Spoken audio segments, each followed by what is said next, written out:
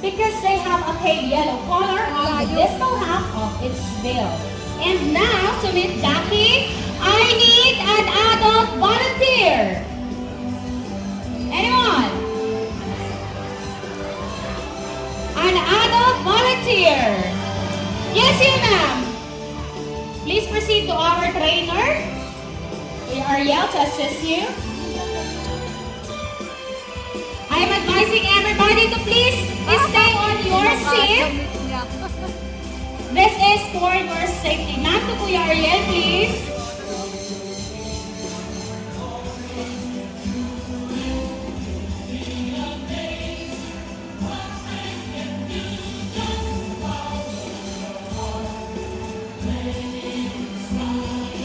Ready?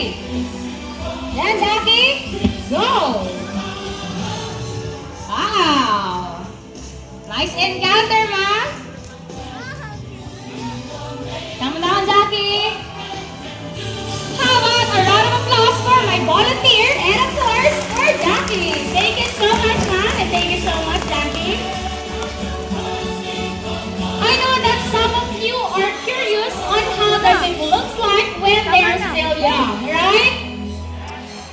And now to give you an idea what a juvenile or young rufous hornbill looks like,